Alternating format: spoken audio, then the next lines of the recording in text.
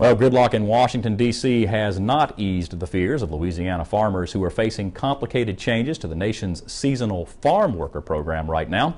As This Week in Louisiana Agriculture's A.J. Sabine tells us, farm labor issues may be confusing, but some producers are finding answers right in their own backyard.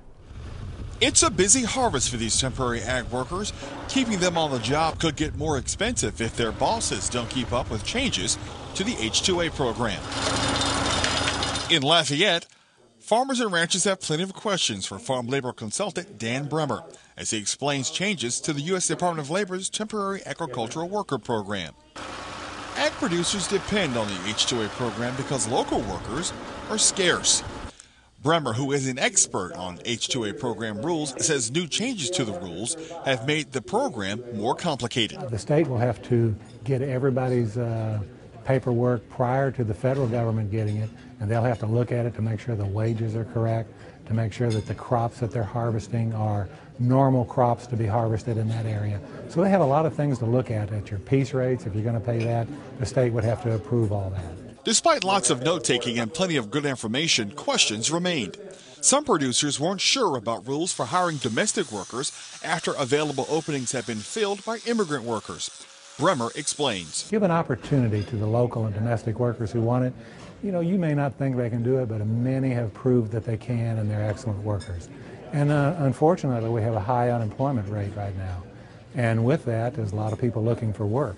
So it's absolutely imperative that people be given that opportunity.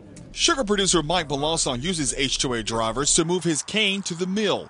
He says this labor conference answered his questions about his workers, their licenses, and the road. Found out some key points on licensing of our vehicles, what we can use our 18-wheelers for and not, and definitely how we can travel within the state and have a different set of rules to some growers who have to cross the state line even though they might be real close to it. It's really opened our eyes. Many producers across Louisiana rely on the H-2A program.